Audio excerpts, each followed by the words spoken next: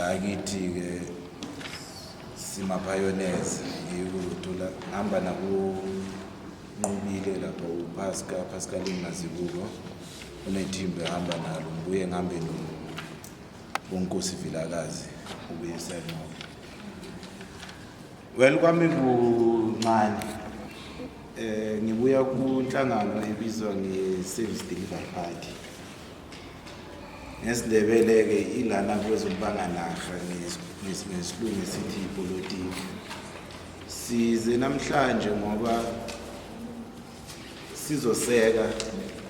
siseke kakhulu lo mhlangano lo because kubaleke kakhulu entweni nathi sibhilivela kizo because one into ebalekile sithi for South Africa ukuthi move forward kumele kube wonke umuntu take an active and passive role call, an active and proactive role call.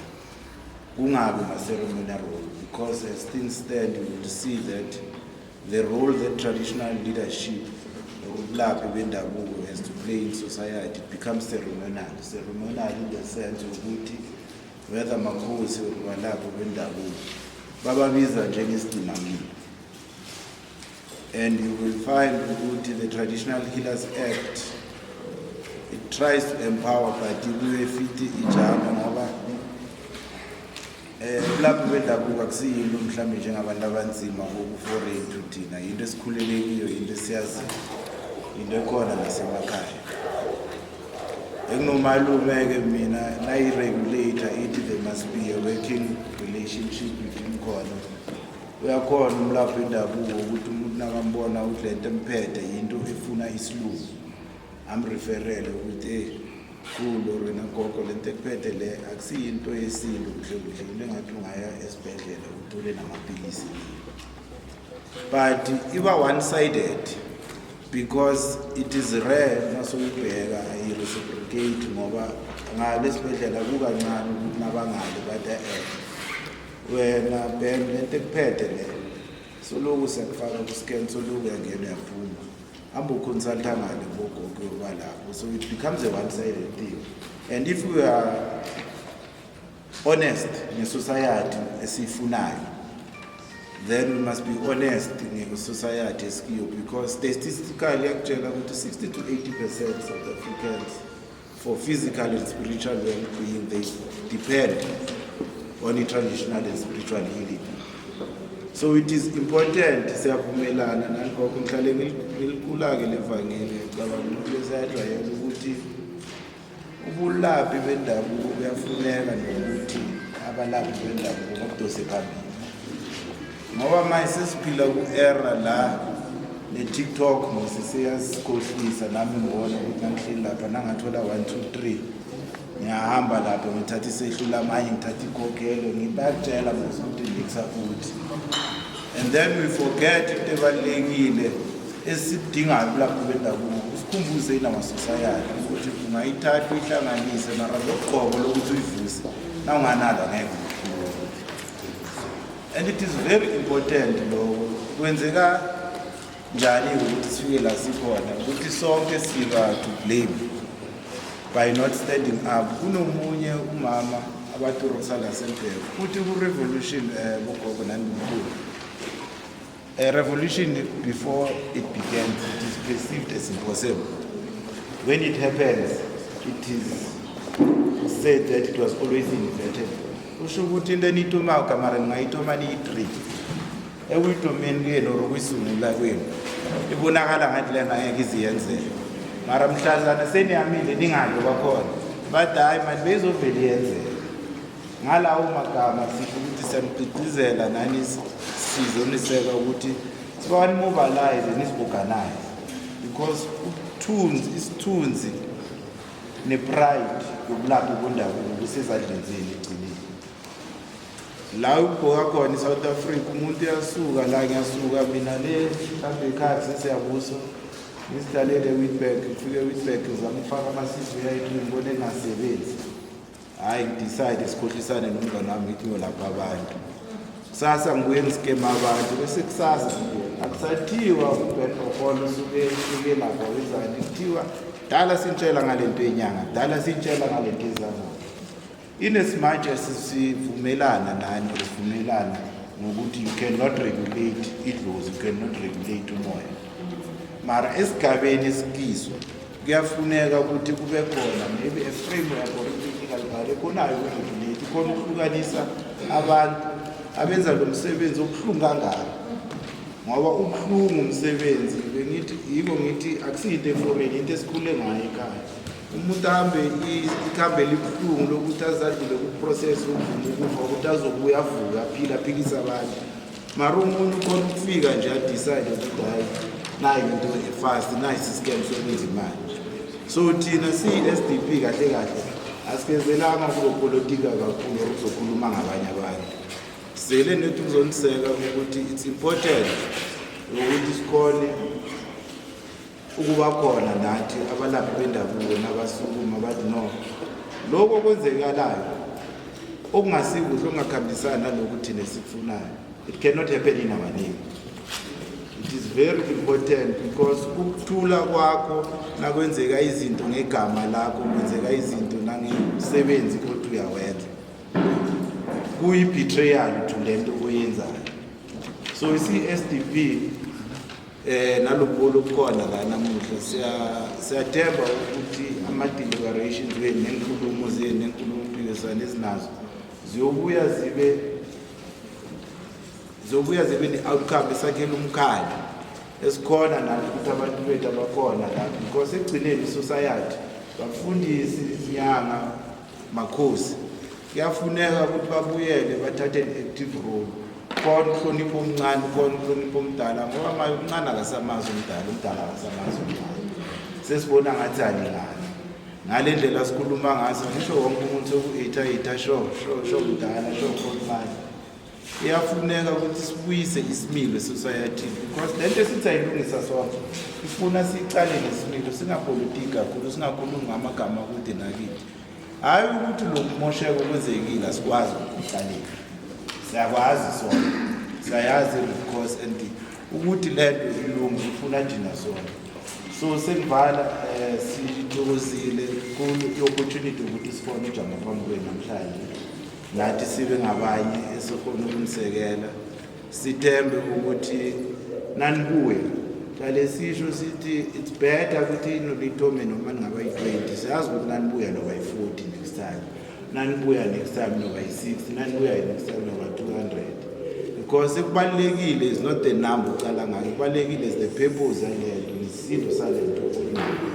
So siyathemba ukuthi abogogo nabomkhulu bonke bazokhona ukuthatha ukuzikhonvina bona bese babuye bafundise. Kubaluleke kakhulu ukudlula lokho ukuthi kufundiswe nasemphakathini, kufundiswe akusizi ukuthi sibe nolwazi ukuthi thina o-right no-wrong sihlukanisa njani, kusinceda thina sonke, mara kumele lo mphakathi esiphila kiwo nawo ukhona ukuhlukanisa o-right no-wrong, ukhona ukuthi mkhulu nogogo mani nangu ubaba nangu nayi into engiyibona ngathi ayenzeki kahle la, siyacela ukubuza kuyo ukuthi lokhu sesekahle, then buye nikhona uku-advise ngoba akusincedi lento nasiyazi sisodwa. Kusasa ngayazi ninodwa lithi mara loya vele besivele sazi ukuthi uyi-scam, but igama likushayo nesithunzi asikushayo, isithunzi somsebenzi onzima wabokhokho nabomkhokho omkhulu abalethe lo msebenzi, abaphila umoya wasemandulo ukhona.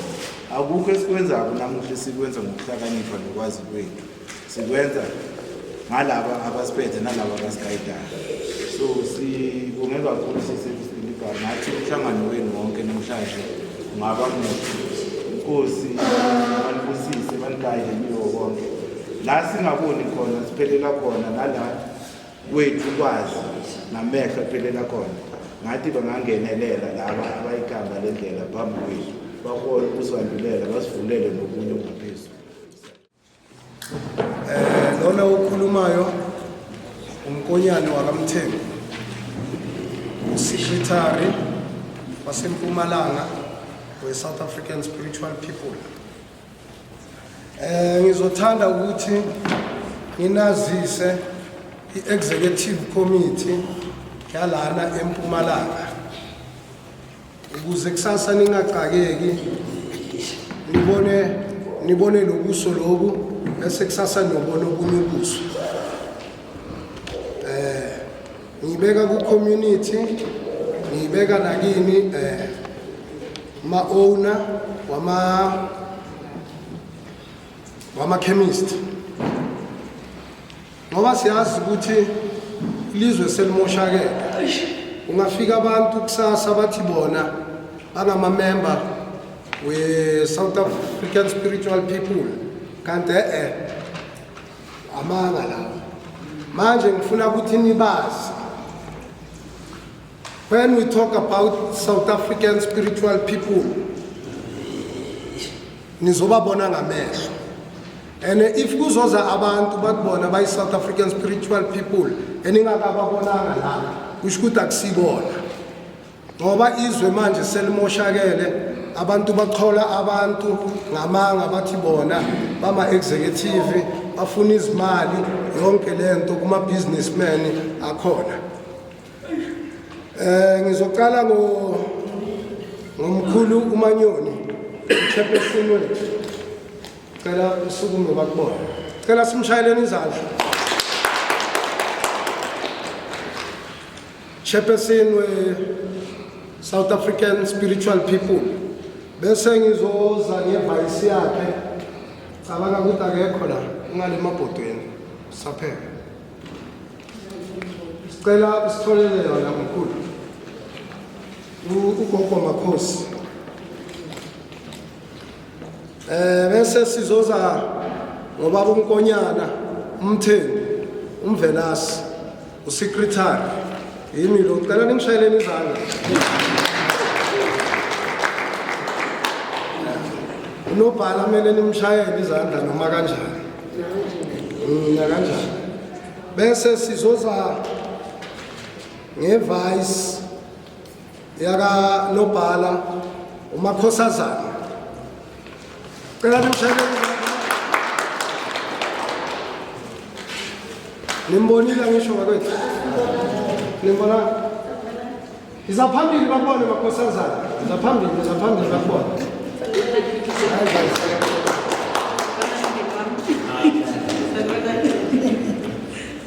Bese silandela nge-organizer ugogo Ncubile bangale mabhodweni bazalandela. Bese sizolandela nge-treasure yakhe u-organizer, u-vice organizer uBubu, gogo Bubu. Sizandla bakwethu. Siyabonga gogo Bubu. Bese sizogcina ngo-treasure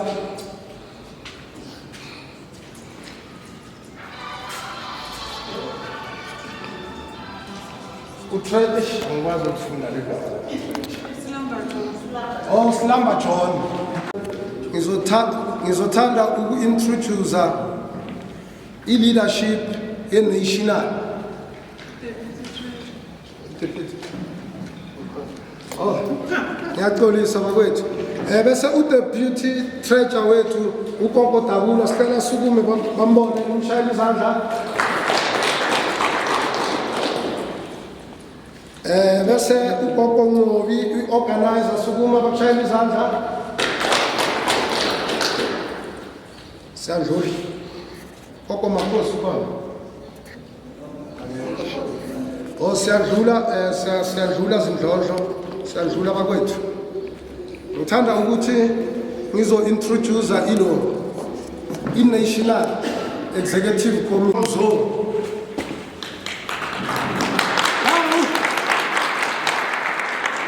Hey, beautiful ladies, man. Beautiful. Ngishayela izandla kakhulu. Ufake. Siyabonga. Bese deputy treasurer kuzoba umkhulu uHluthuka. Oh, athi usendleleni uDeputy treasurer.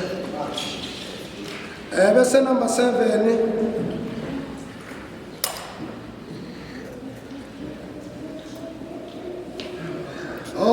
number 7 udisciplinary umkhulu Busha uNational. Ubaleki Siyadlula kumkhulu Busha.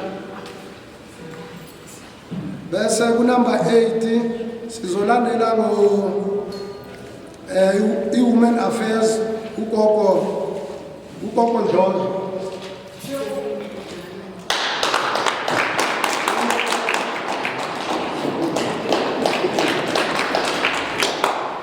Siyabonga ugogo Malwandle sekabuyile uDeputy Secretary ngicela simazini sonke ugogo Malwandle sicela sibuye babone.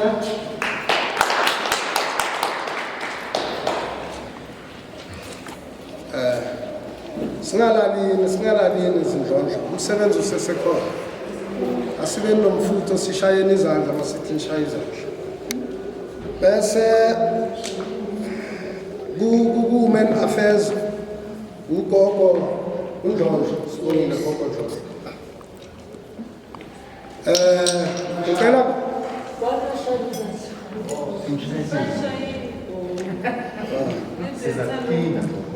bese kunomkhulu wase-KZN umkhulu Ngubo angazi sekafikile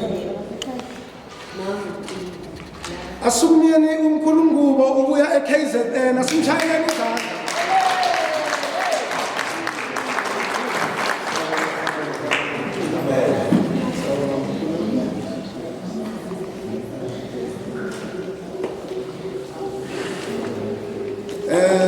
ngathi sebaphela